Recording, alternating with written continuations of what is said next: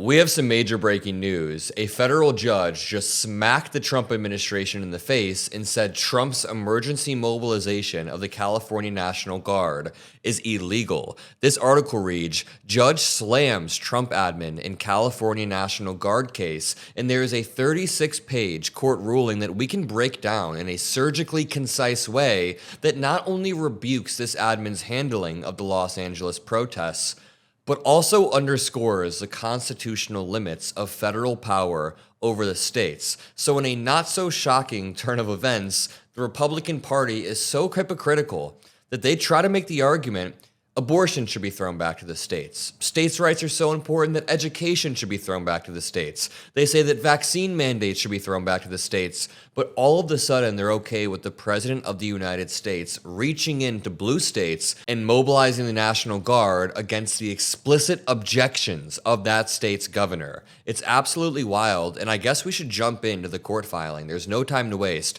Make sure you drop a like and some blue hearts. We really go deep into what's going on. This reads, on June 6, 2025, the federal government initiated immigration raids across the city of Los Angeles. Protests swiftly followed, and some individuals involved in these protests were unruly and even violent. State and local law enforcement responded. The following day, President Trump ordered that members of the California National Guard be federalized and thereupon assumed control of these forces. You know, I sometimes love hearing judges articulate arguments that we've been making on this show and on stream. Like, I've been talking about the disproportionate use of force, the fact that Governor Newsom said explicitly he doesn't need this, the fact that this was a major escalation, and now we get to see a judge wrap it in very perfect wording. This continues. At this early stage of the proceedings, the court must determine whether the president followed the congressionally mandated procedure for his actions. He did not. His actions were illegal, both exceeding the scope of his statutory authority and violating the 10th Amendment of the United States Constitution.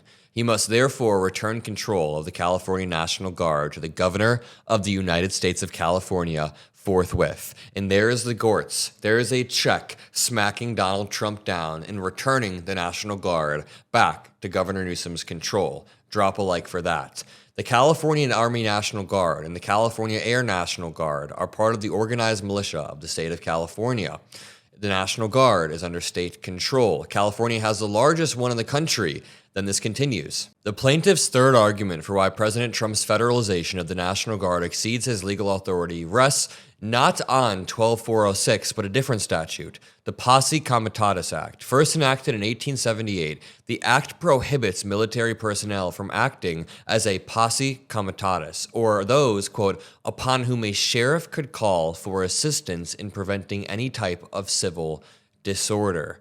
So it's basically saying the president cannot just use the military as his own force whenever he disagrees with something, which kind of reminds me of Trump's Fort Bragg speech a few days ago, where he directly gets military members to boo the Biden administration, Newsom, California, and even more. So basically, the court document, if I want to run it down, it breaks down the ICE raids, the reckless deportations, and then Donald Trump issuing a memorandum federalizing 2,000 National Guard troops. It said the president does have the authority to federalize the Guard in case of an insurrection or when federal law is obstructed. But as Judge Breyer meticulously points out throughout this entire document, that authority of the president is not unlimited. There are strict procedures in place that you have to follow to demonstrate with clear evidence that local authorities are overwhelmed.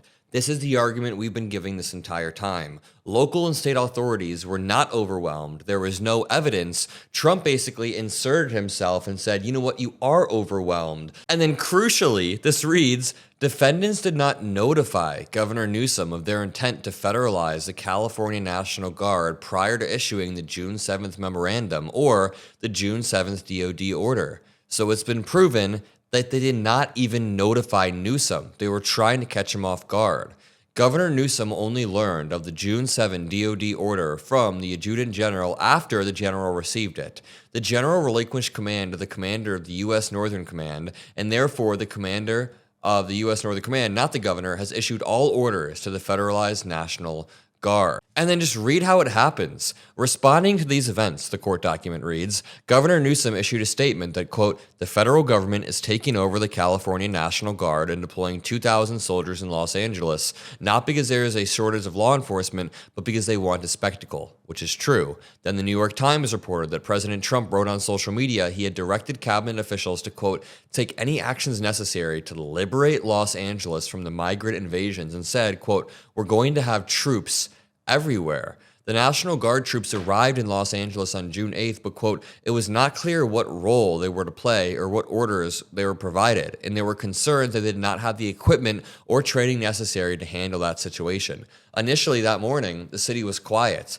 That afternoon, protesters increased to about 3,500, particularly near the Metropolitan Detention Center, where the National Guard was deployed.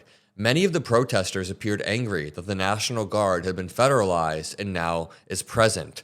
We have been saying this over and over. There is a cyclical feedback loop that the Trump has created where they perpetuate outrage, then use that outrage as a pretext to mobilize the National Guard. Then there's more outrage, and they use that outrage to mobilize the Marines. We've been talking about this over and over. LAPD, LASD, and the California Highway Patrol deployed to the protest area as protesters blocked Highway 101. Several blocks away, individuals vandalized Waymo driverless vehicles. Some people, quote, moved through downtown, setting off fireworks, commercial-grade fireworks. But you don't need the National Guard for this, as the judge points out. That same day, Governor Newsom's office wrote to Secretary Hegseth stating that the June 7th Department of Defense order did not comply with the law or even with Trump's June 7th memorandum. The letter from Newsom argued that, quote, local law enforcement resources are sufficient to maintain order, and that deploying the National Guard without adequate training or orders, quote, risks seriously escalating the situation, asserting that the deployment represented a serious breach of state sovereignty that seems intentionally designed to inflame the situation. The letter then asked Secretary Hegseth to rescind the June 7th DoD order. Instead, on June 9th, Secretary Hegseth further escalated, posting on social media that, quote, approximately 700 active duty U.S. Marines from Camp Pendleton are being deployed to Los Angeles to restore order. Again, it is purely for show, and we need to continue to illustrate that by reading the documents, by pushing back relentlessly.